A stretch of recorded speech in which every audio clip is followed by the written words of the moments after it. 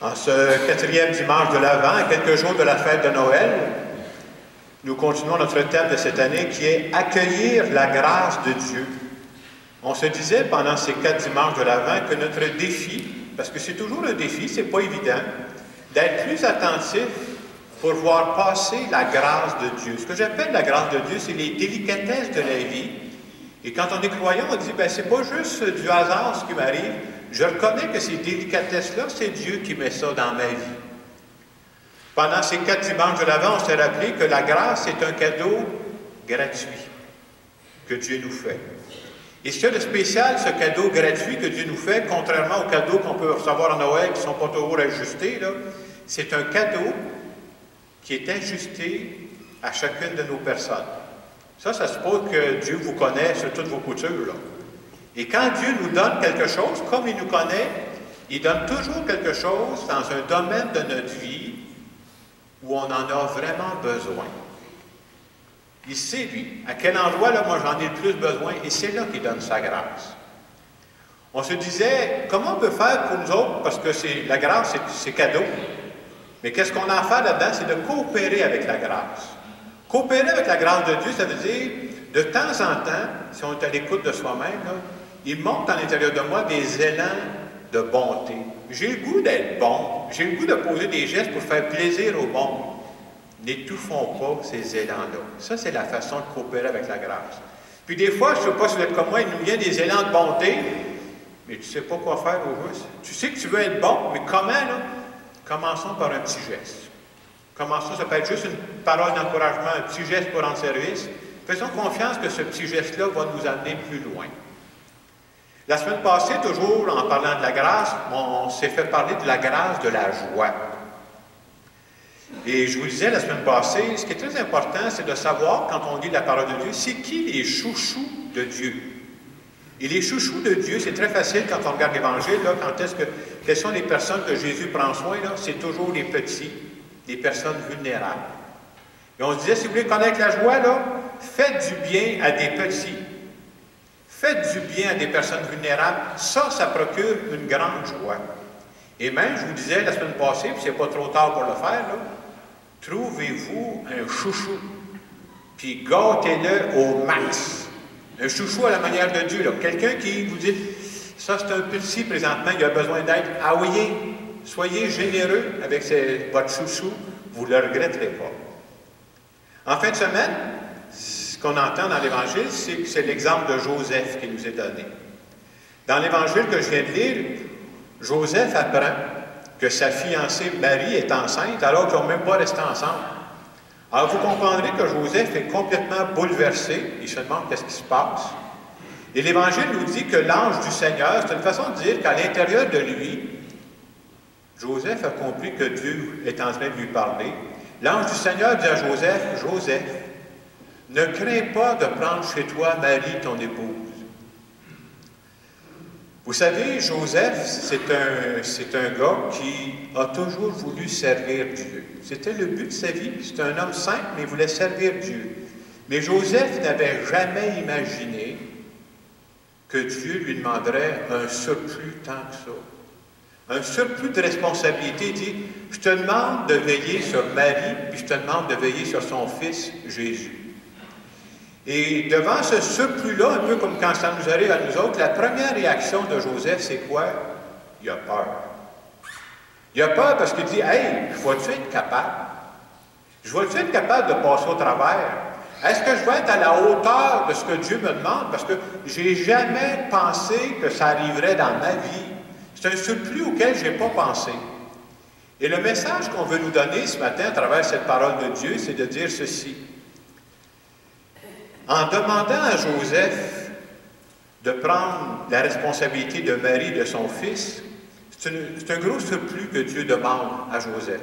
Mais toute la parole de Dieu veut nous faire remarquer que Dieu va compenser amplement par sa grâce pour le surplus qu'il lui demande. Autrement dit, quand Dieu nous demande un surplus, c'est vrai, Dieu nous donne aussi un surplus de grâce pour être capable de faire face à la vie. Et nous autres, on pourrait se demander, mais ça vient nous rejoindre comment dans notre vie? Combien de fois dans la vie on fait face à des situations auxquelles on n'avait jamais pensé. Des situations devant lesquelles on se sent dépassé. Et dans ces moments-là, on pourrait dire, c'est comme si le Dieu de la vie venait nous demander un surplus à nous autres aussi. Et probablement que comme Joseph, quand ça nous arrive, là, vous savez c'est quoi notre première réaction? C'est la peur. Je vais-tu être capable? Je vais-tu m'en sortir? Est-ce que je vais être à la hauteur? Et c'est comme si Dieu nous demandait, quand on prend le temps d'écouter dans le fond de son cœur, il ne parle pas aussi clair comme moi je vous parle là, il va dire, acceptes-tu ce surplus qui arrive dans ta vie présentement? Puis il sait qu'on a peur. Donc, il va essayer de nous rassurer, il va dire, sois assuré que la grâce que je vais te donner dans cette situation-là va compenser amplement pour le surplus que je te demande.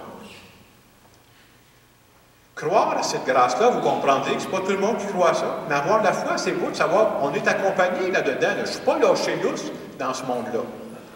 Une fois que je vous ai dit ça, est-ce que ça veut dire qu'il faut dire oui à tout ce qui arrive dans la vie? Ben non. À un moment donné, là, on ne peut pas tout faire. Là. Mais vous savez, il faut prendre le temps de discerner. Mais à l'intérieur de nous, on finit par le savoir quand est-ce que c'est le temps de dire un vrai oui. Et quand c'est le temps de dire un vrai oui, pour nous, on croit que c'est Dieu qui passe à travers ça. Quand je peux savoir que, d'après moi, Dieu m'appelle à ça, puis c'est pour faire du bien, là, faisons confiance que la grâce de Dieu va nous accompagner. Pour ne pas demeurer dans les nuages, j'ai pensé à des situations que moi j'ai déjà rencontrées, peut-être que vous avez déjà rencontrées, où des gens font face à des surplus auxquels ils n'avaient pas pensé. Ils sont appelés à faire confiance que Dieu va leur donner une grâce pour les accompagner. Première situation auquel j'ai pensé, un jour dans ta vie, tu apprends que ton conjoint ou ta conjointe ou encore un de tes enfants a un problème de santé grave. Alors vous comprendrez que quand ça arrive ça dans ta vie, la première chose, là, on n'est pas de robot, hein, tu es touché émotivement. Puis là, quand tu sais que c'est quelqu'un qui est proche de toi, qui a ça, là, tu comprends très bien, parce que tu vois clair, que toi aussi, dans les prochains mois, ta vie vient de changer. Parce que tu auras accompagné cette personne-là. Alors, vous comprendrez que quand ça arrive, on a à peu près la même réaction que Joseph dans l'Évangile, la peur te prend. Tu dis, hey, on va-tu s'en sortir?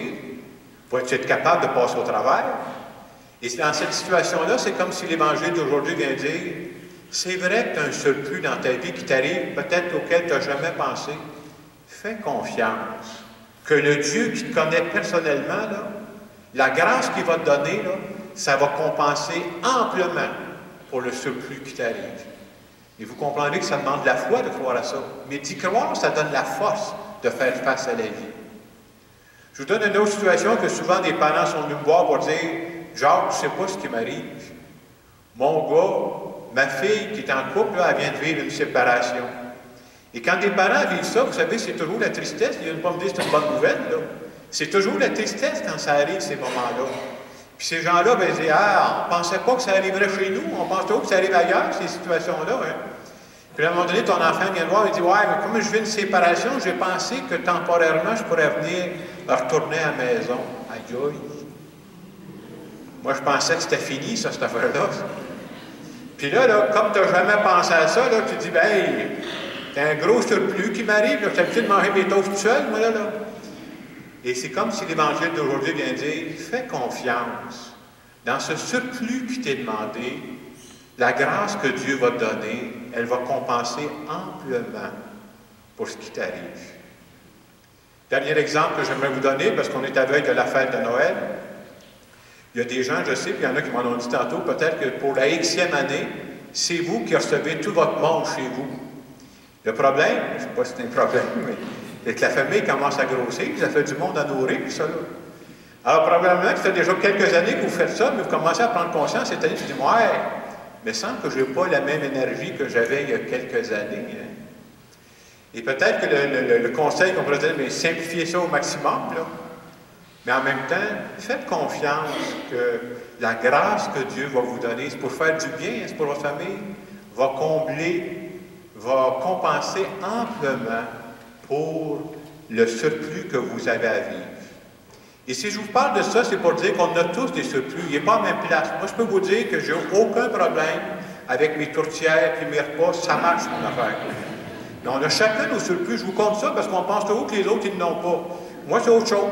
J'ai 6 messes de Noël qui s'en viennent, puis les gens n'arrêtent pas de mourir pendant le temps des fêtes. Prenez un break, restez en santé, donnez-moi une chance. C'est ça le surplus. Je préparais l'homélie, vous comprenez que l'homélie, je parle à Jacques en premier. Et je me disais, Jacques, c'est comme si Dieu me parlait, Jacques, je sais que tu as un surplus, là, mais je vais te donner une grâce qui va compenser amplement pour le surplus que tu peux avoir présentement.